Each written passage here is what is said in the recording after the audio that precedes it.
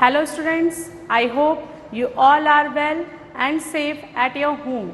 I am Renu Mehra from Shiv Jyoti Educational Group Kota. आज हम आपकी हिंदी पाठ्य पुस्तक नवरस के पाठ 5 मेरी शिक्षा पढ़ेंगे।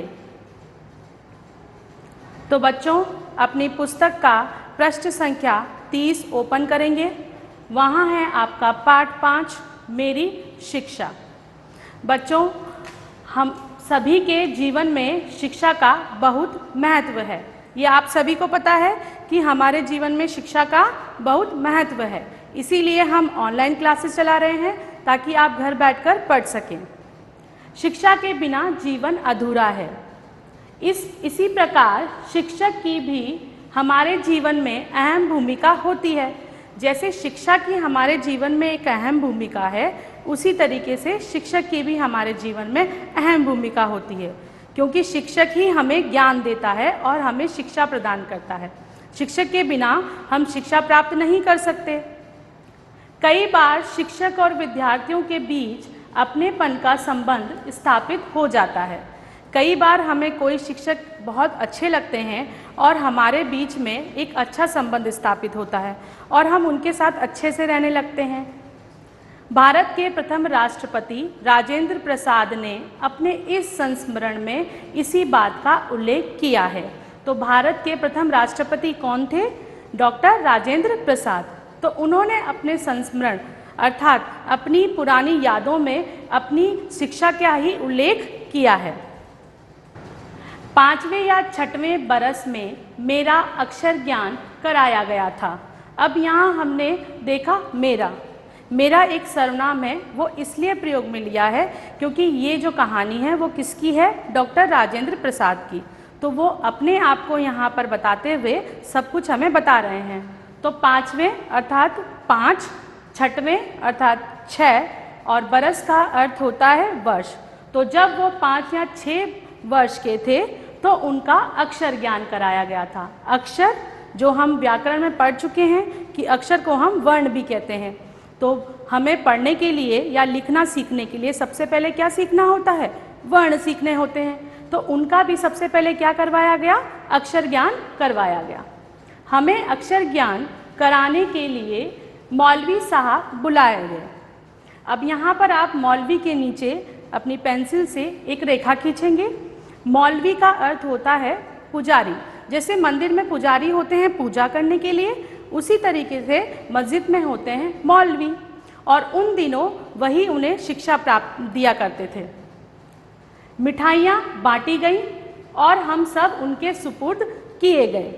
तो जब मौलवी साहब उनके घर आए उन्हें पढ़ाने के लिए, तो सब लोग बहुत खुश थे, इसलिए मिठाइयाँ बांटी गई और फिर उन्हें उनके सुपुर्द अर्थात उन्हें सौंप दिया गया। एक मैं यानी कि डॉक्टर राजेंद्र प्रसाद, दूसरे मेरे चचेरे भाई यमुना प्रसाद जी और तीसरे बलदेव चाचा। हम लोग मौलवी साहब से थोड़े ही दिनों तक पढ़ पाए। तो जो मौलवी साहब उनके घर आए थे उन्हें पढ़ाने के लिए, उनसे वो कुछ ही दिनों तक पढ़ पाए थे। उनके जाने के बाद दूसरे मौलवी बुलाए गए। तो जब वो चले गए तो उनकी जगह पर कोई दूसरे मौलवी आकर के उन्हें पढ़ाने लगे। वे बहुत गंभीर थे और पढ़ाते भी अच्छा थे। तो दूसरे मौलवी साहब जो थे वो गंभीर थे और उन्हें अच्छे से पढ़ाते थे।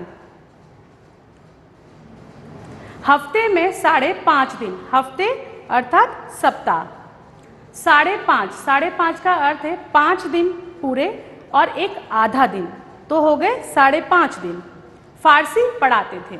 अब यहाँ फारसी के नीचे रेखा खींचेंगे। फारसी एक भाषा है। बृहस्पतिवार को दोपहर के बाद और शुक्रवार तक फारसी से छुट्टी रहती थी।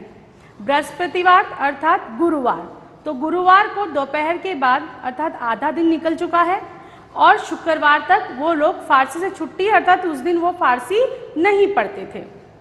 तब हम लोग गिनती सीखते थे। तो जब उन्हें फारसी से छुट्टी मिलती थी तो वो क्या सीखते थे? गिनती सीखते थे। खेलने कूदने के लिए भी हम लोगों को अलग से समय दिया जाता था।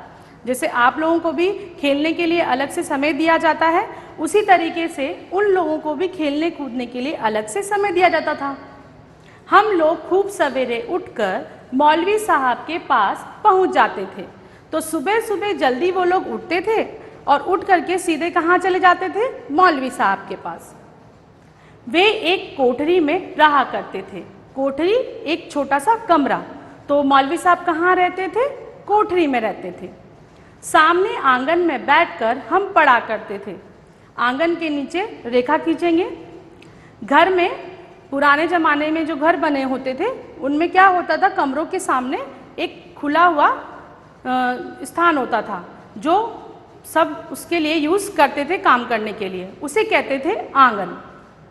तो कहाँ बैठकर पढ़ा करते थे वो लोग? आंगन में बैठकर।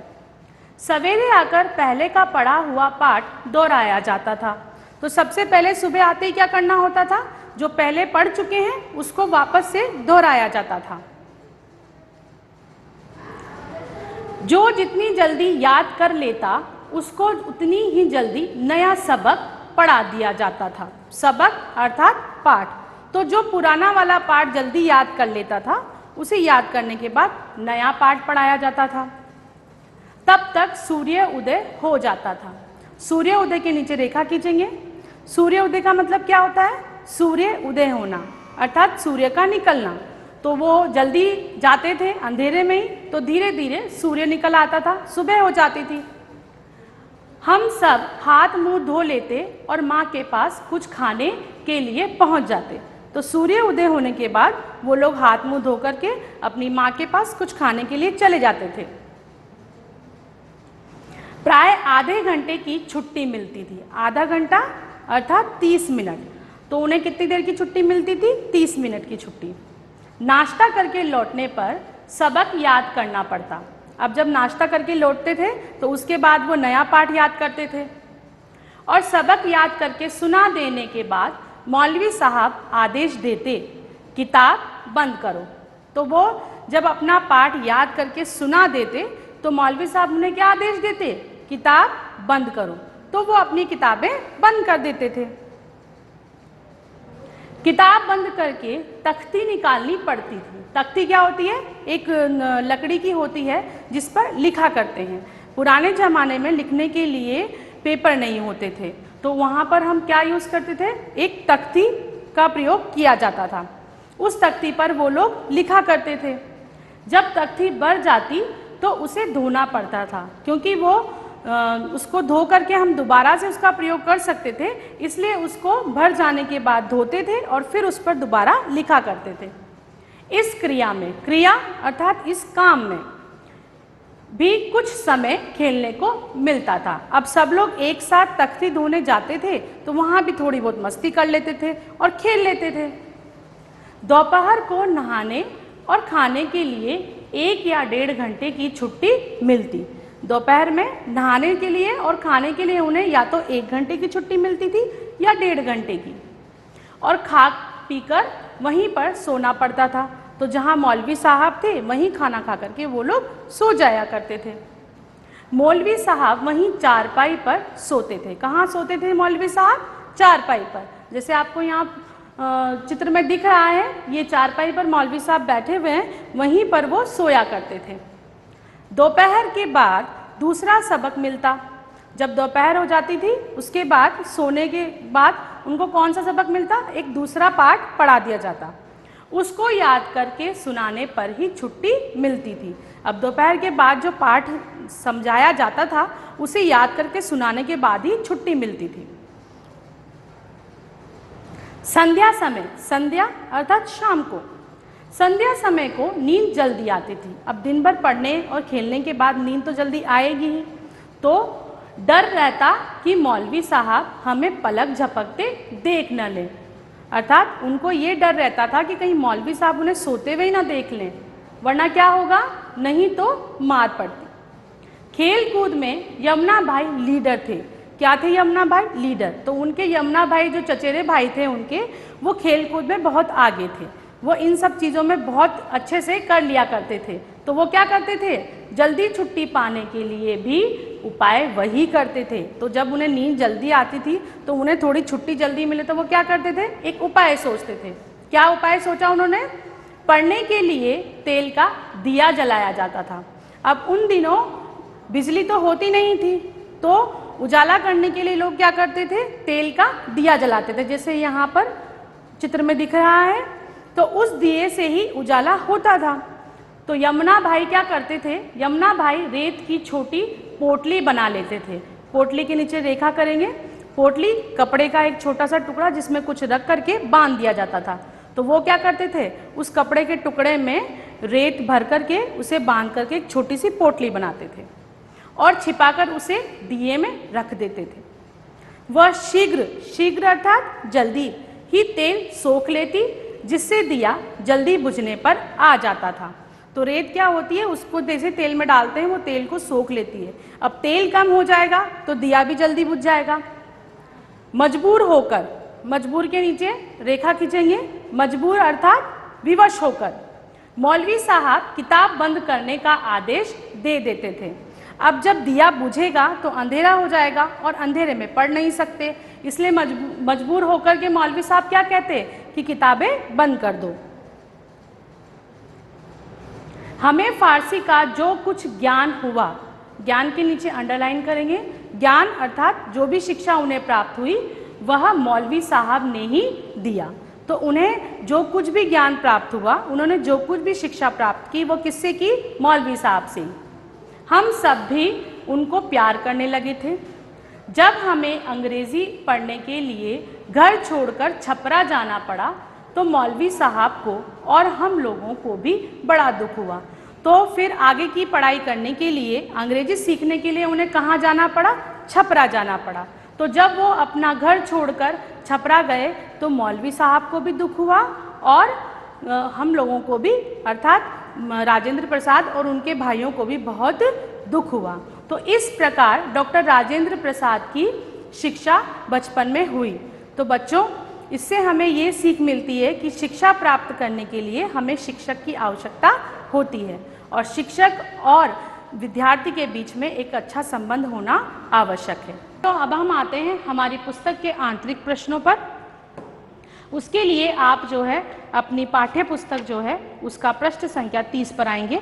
वहाँ आपको मिलेगा प्रश्न 1, जीवन किसके बिना अधूरा है। किसके बिना अधूरा है बच्चों, मैंने अभी बताया था, जीवन शिक्षा के बिना अधूरा है। तो उसके लिए आप अपनी पाठ्य पुस्तक के पृष्ठ संख्या 30 पर आएंगे। यहाँ आप देख सकते हैं कि ऊपर आपको जगह दे रखी है प्रश्न लिखने के लिए। तो यहाँ आप प्रश्न लिखेंगे, प्रश्न 1, जीवन किसके बिना अधूरा है। उसके बाद जब आप यहाँ आएंगे बच्चों प्रथम वाले अनुच्छेद में, तो उसकी प्रथम पंक्ति में ही आप देख सकते हैं, यहाँ पर इसका उत्तर है शिक्षा के बिना जीवन अधूरा है। तो यहाँ आप जो है पेंसिल से रेखा खींच करके उत्तर 1 जो है अंकित करेंगे। प्रश्न 2 है हमारा बच्चों, मौलवी साहब कहाँ पर सोते थे। कहाँ सोते थे बच्चों, चारपाई पर सोते थे। कहाँ सोते थे, चारपाई पर। इसका प्रश्न जो है आपको लिखना है पृष्ठ संख्या 31 पर। ऊपर आपको जगह दी हुई है, यहाँ आप लिखेंगे प्रश्न 2, मौलवी साहब कहाँ पर सोते थे, और इसका उत्तर आपको इसके नीचे वाले अनुच्छेद में ही मिलेगा बच्चों। अनुच्छेद के अंतिम से दूसरी पंक्ति में मौलवी साहब वहीं चारपाई पर सोते थे। तो यहाँ आप पेंसिल से रेखा खींचेंगे और उत्तर 2 जो है यहाँ पर अंकित करेंगे।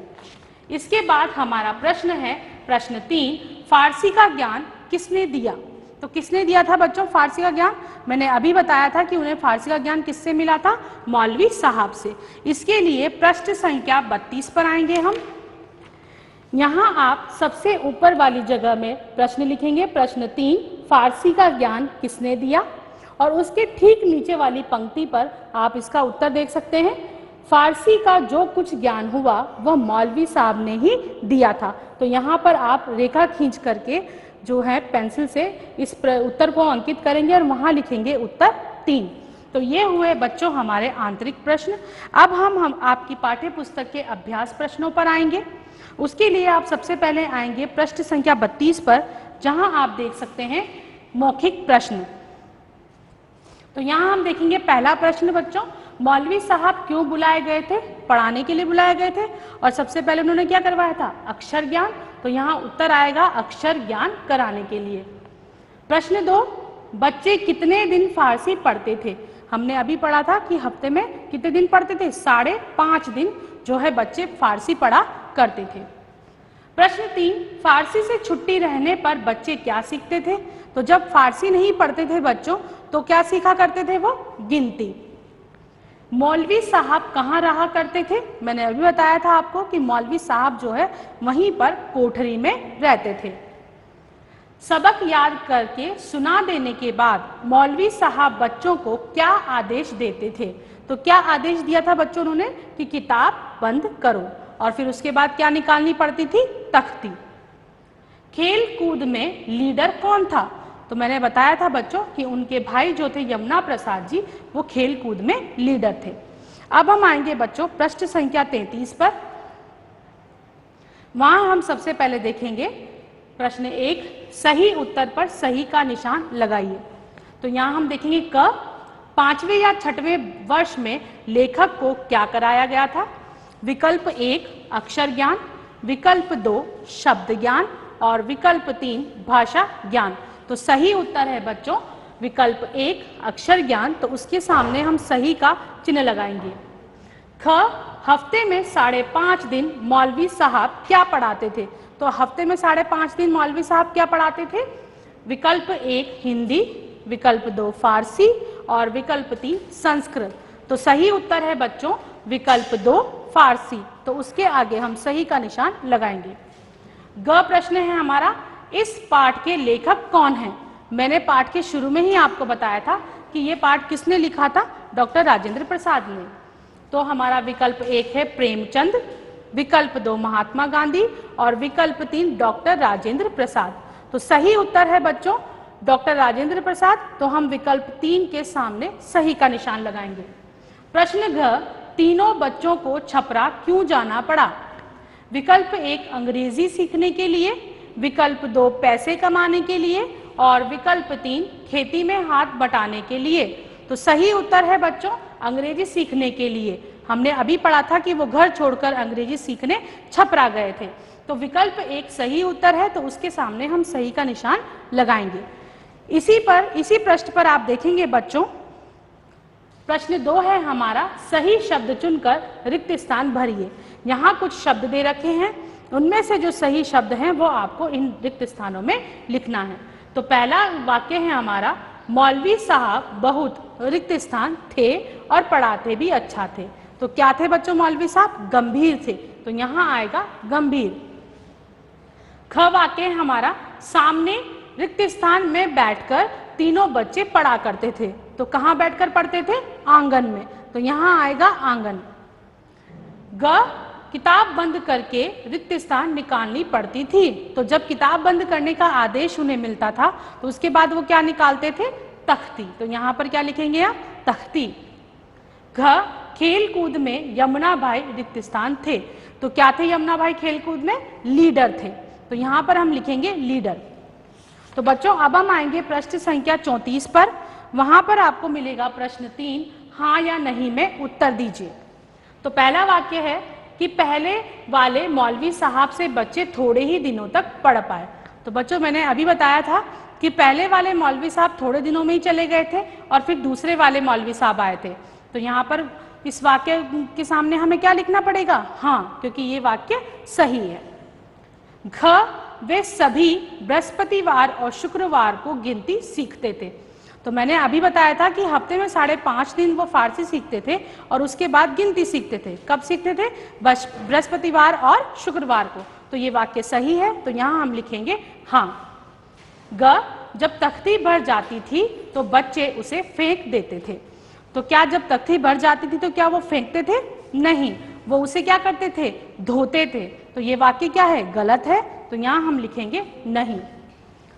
घ, पढ़ने के लिए घी का दिया जलाया जाता था। क्या पढ़ने के लिए घी का दिया जलाते थे हम? नहीं, वो क्या जलाते थे? तेल का दिया जलाया करते थे। तो ये वाक्य भी गलत है बच्चों। तो यहाँ हम लिखेंगे नहीं। तो बच्चों ये हुआ हमारा पाठ का अभ्यास प्रश्न। अब हम करेंगे कॉपी का कार्य।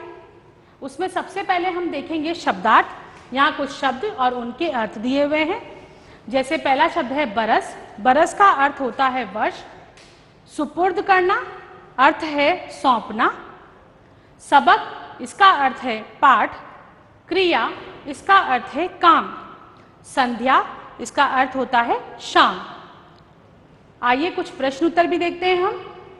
क निम्नलिखित प्रश्नों के उत्तर लिखिए। प्रश्न 1, मौलवी साहब किस किस को पढ़ाने आते थे? हमने अभी पढ़ा था कि मौलवी साहब किस किस को पढ़ाने आए थे? लेखक, उनके भाई को और उनके चाचा को। तो उत्तर क्या हुआ बच्चों? मौलवी साहब लेखक, उनके चचेरे भाई और उनके चाचा को पढ़ाने आते थे।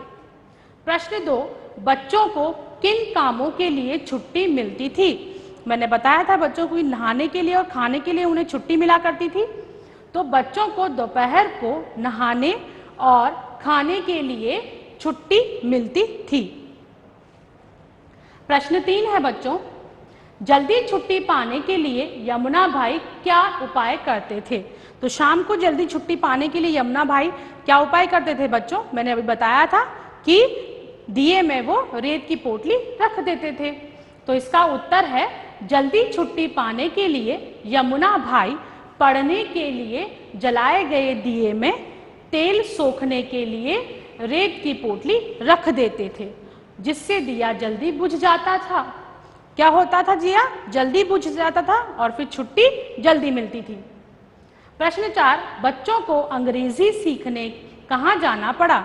अभी मैंने बताया था बच्चों कि वो अंग्रेजी सीखने कहाँ गए थे? छपरा। तो बच्चों को अंग्रेजी सीखने छपरा जाना पड़ा। तो ये हुए बच्चों हमारे प्रश्न उत्तर। धन्यवाद।